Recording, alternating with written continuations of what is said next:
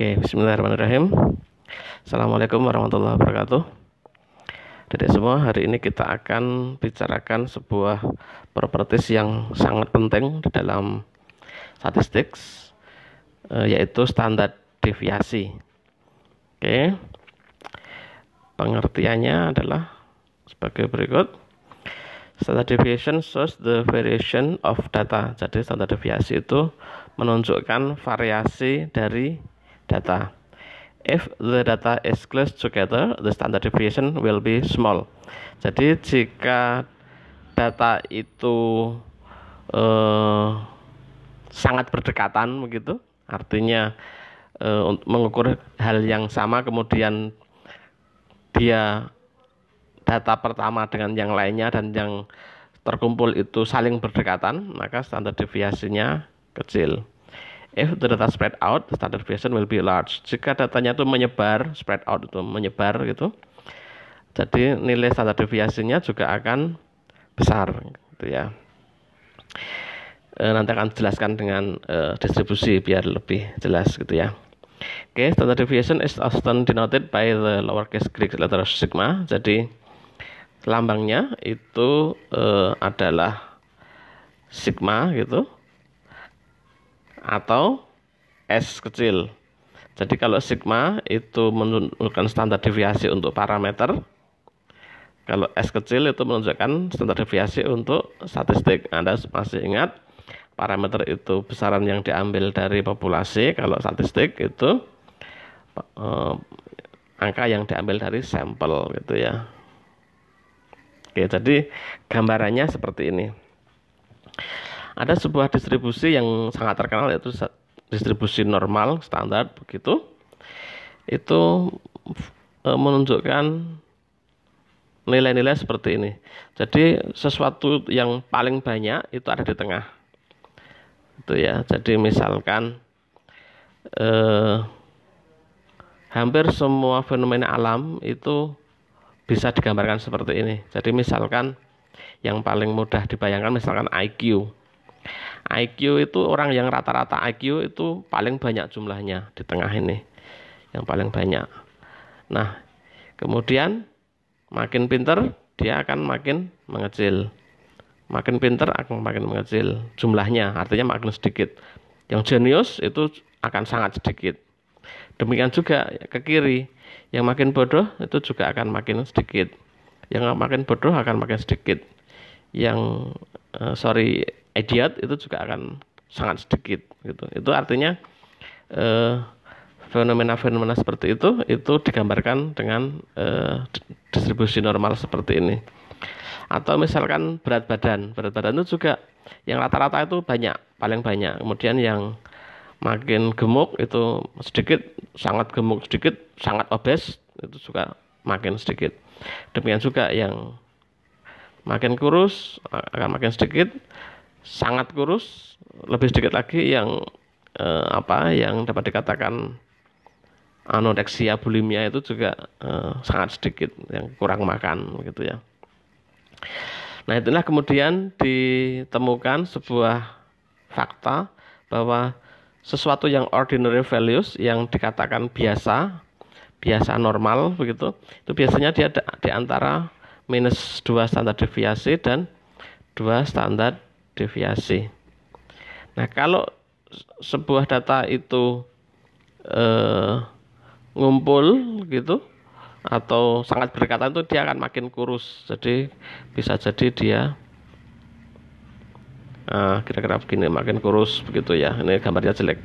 Kalau deviasinya besar itu dia akan gemuk begitu. Begitu ya. Intinya seperti itu. Jadi standar deviasi itu menunjukkan kualitas sebaran. Oke. Nah, ini contohnya tadi yang saya ceritakan. Kalau ini kasusnya adalah standar deviasinya 15. Jadi rata-rata skor orang itu 100. Itu ya. Kemudian satu standar deviasi itu 15. Nah, normalnya manusia itu yang punya IQ antara rata-rata 100 plus 2 standar deviasi itu masih normal, atau minus 2 Jadi orang normal itu antara 70, IQ 70 dengan IQ 130. Nah, mungkin kalau ini adalah average gitu. Kalau ini ya dapat dikatakan pintar gitu. Ini sangat cerdas gitu ya. Ini ya masih ya batasnya lumayan apa ya istilahnya, mungkin agak bodoh gitu. Ini bodoh tapi masih normal, ini bodoh gitu ya. Nah, kalau di sini, kalau yang sebelah sini itu sudah jenius. Ini sudah idiot gitu ya. Oke, kira-kira seperti itu gambarannya. Jadi standar deviasi itu nanti menunjukkan kualitas sebaran yang biasanya kalau sesuatu dapat dikatakan ordinary gitu -2 sampai +2 itu situasi normal gitu ya. Oke. Nah, rumusnya tergantung data. Kalau datanya itu belum dikelompokkan, itu menggunakan ini ungrouped data. Itu rumusnya seperti ini. Tetapi yang akan kita bicarakan jika datanya sudah dalam bentuk frekuensi distribusi, maka rumusnya berubah menjadi seperti ini. Ini yang akan kita gunakan untuk sampel yang saya kerjakan adalah sampel yang female seperti biasa. Nanti Anda kerjakan untuk standar deviasi untuk yang sampel males gitu ya. Oke, kita gunakan data yang females gitu ya. Ini yang females data, saya pakai tinta hitam dulu. Jadi ini females frekuensi distribution itu ya. Oke, seperti kemarin kita punya pulse rate ada mulai dari 60, 70, 80, 90, 100, 110, 120, tuh 2, 3, 4, 5, 6, 7,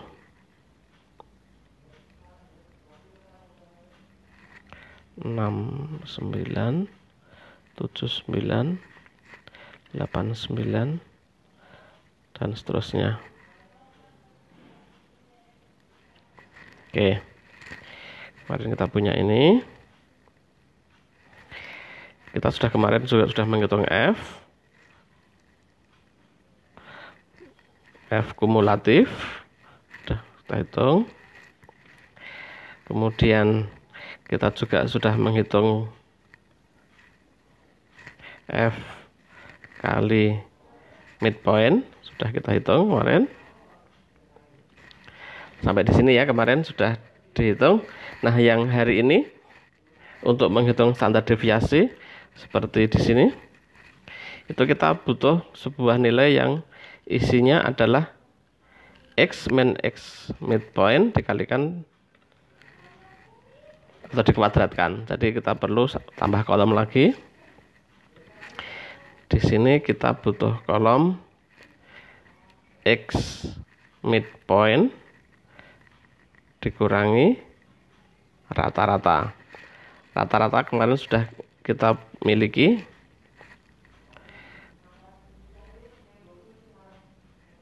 Oh, di sini kita butuh midpoint ya, ini saya hapus 1.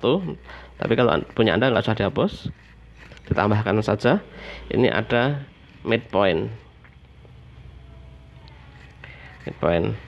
F-nya kemarin ada 12, 14, 11, 1, 1, 0, 1. Midpointnya yang ini kita punya 64,5, 74,5, 84,5, 94,5,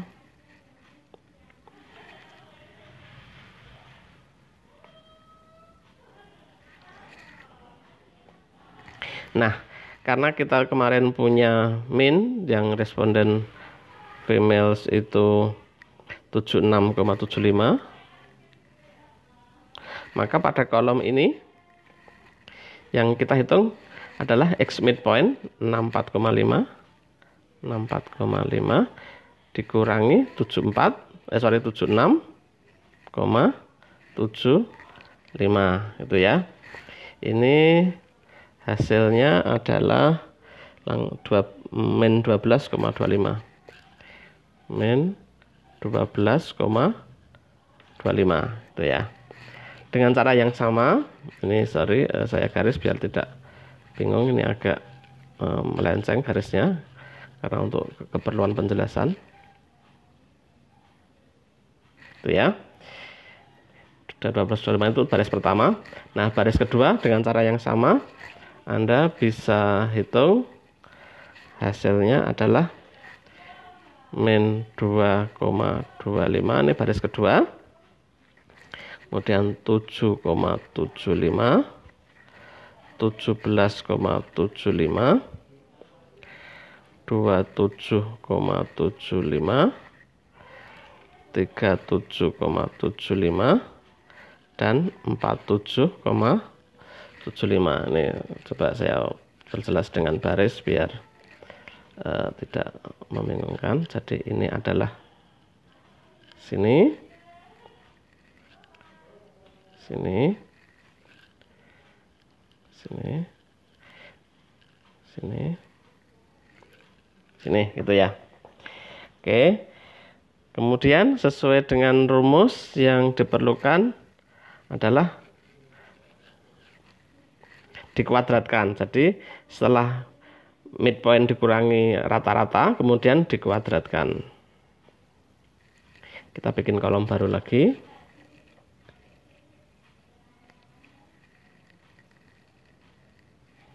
Di sini isinya adalah X midpoint min X bar dikuadratkan. Isinya ya ini dikuadratkan. Jadi min 12,25 kuadrat ini sama dengan 150,06.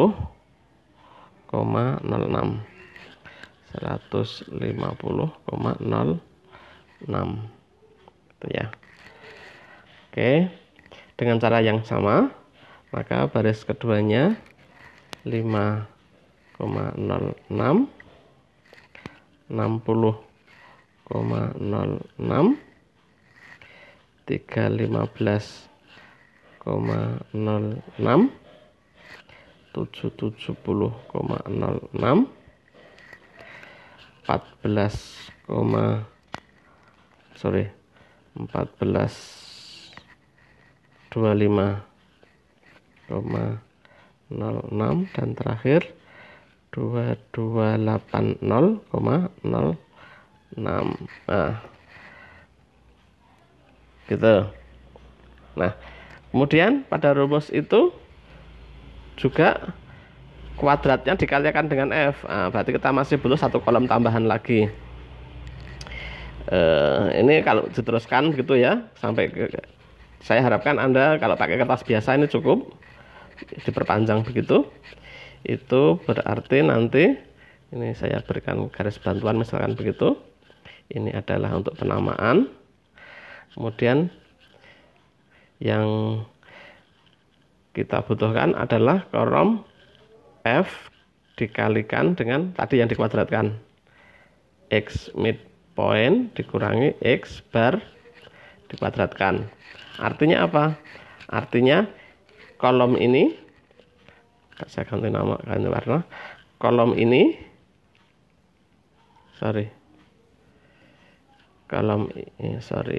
kolom yang ini dikalikan dengan F. Nah, F dikalikan dengan yang dikuadratkan, berarti 12 dikalikan 150,06. Saya tulis. Bagian ini adalah 12 dikalikan dengan 150,06. Ini sama dengan 1800,75 gitu ya. Oke, dengan cara yang sama, saya tulis dua kali biar jelas ya. 14 dikalikan 5,06. 14 dikalikan dengan 5,06. Ini hasilnya 70,88. Berikutnya saya tulis hasilnya saja, 660,69, kemudian 315,06, 770,06, 0 karena F nya 0, kemudian 228,06,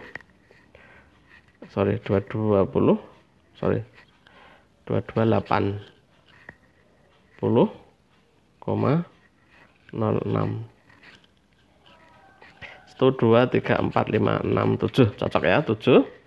Nah, kemudian di rumus itu dituliskan sigma. Nah, berarti ini dijumlahkan ke bawah. Yang dicari adalah sigma di sininya. Nih, sigma itu ini sigma F dikalikan dengan X midpoint dikurangi X bar. Ini dikurangi kuadrat. Nah, ini artinya ini dijumlahkan ke bawah semua. Itu ya. Ini kalau Anda jumlahkan ke bawah hasilnya 5,87,5 gitu ya. Nah, kemudian rumusnya standar deviasi yang ini karena sifatnya sampel S itu ini dibagi sigma F, berarti dibagi ini sigma F ini sama dibagi 40 gitu ya. Berarti yang ini S satu sini ya, maka S itu adalah akar ini 5897,5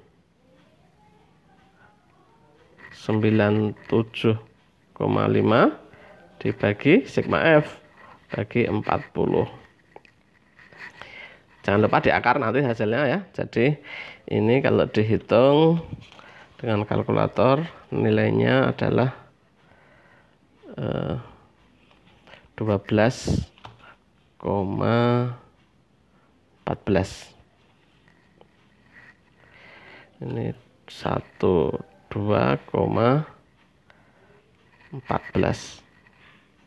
Nah, begitu. Ini adalah standar deviasi untuk responden females gitu ya. Ini artinya apa? Secara fisis berarti kita tahu rata-ratanya adalah 76,75. Ini 76,75. Normal bawah itu berarti batas bawahnya, berarti di sini kan tadi diketahui bahwa orang punya denyut jantung normal itu adalah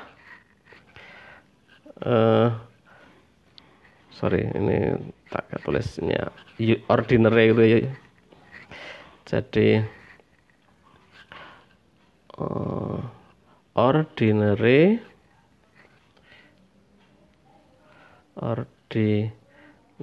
pulse untuk yang female itu rata-rata min 2S, rata-rata min 2S sampai rata-rata plus 2S.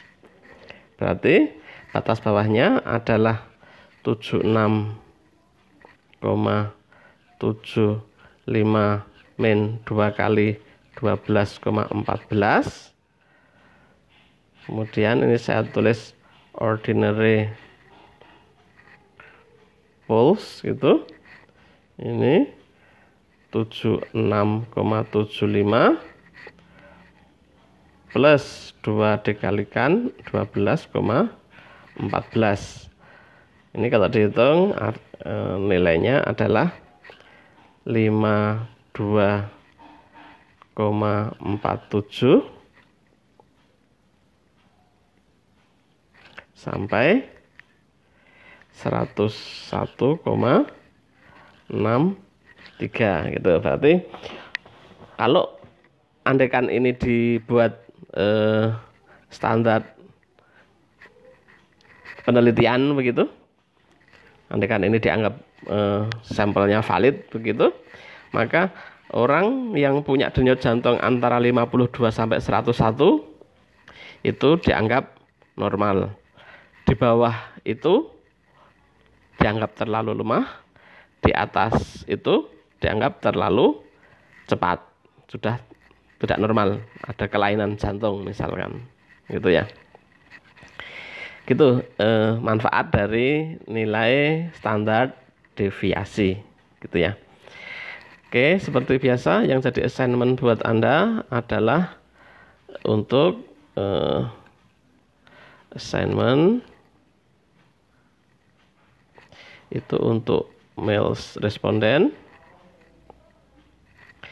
Biasa Anda hitung standar deviasi berapa, kemudian dicari ordinary pulse untuk rata-rata min 2S dan rata-rata plus 2S, gitu ya.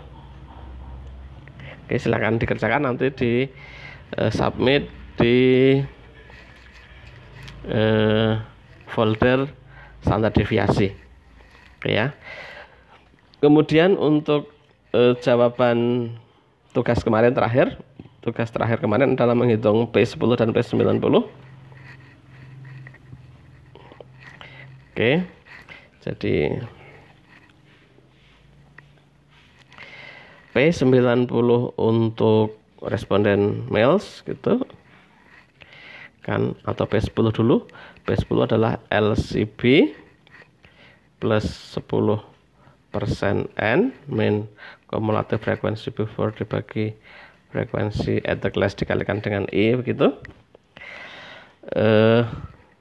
Karena 10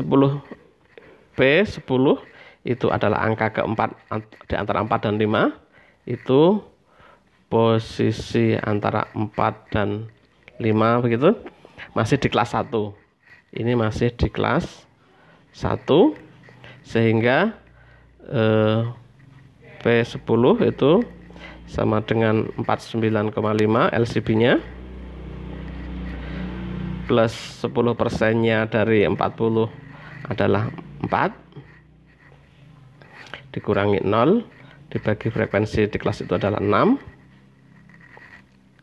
dikalikan dengan 10. Ini kalau dihitung nilainya 56,17 56,17 atau 167 tergantung presisinya.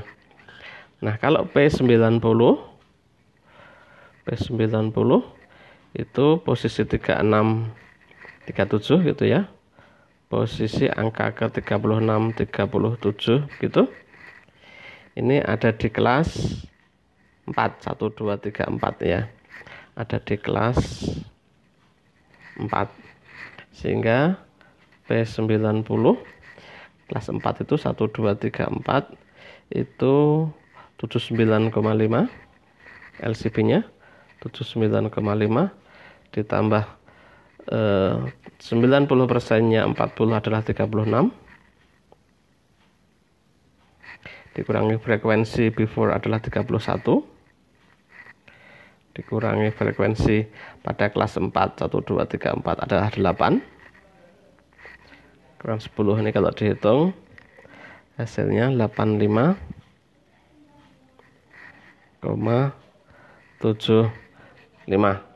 Oke, silakan dicek apakah kerjaan Anda sama. Kalau belum sama diulangi, di resubmit. Kalau sudah sama ya alhamdulillah.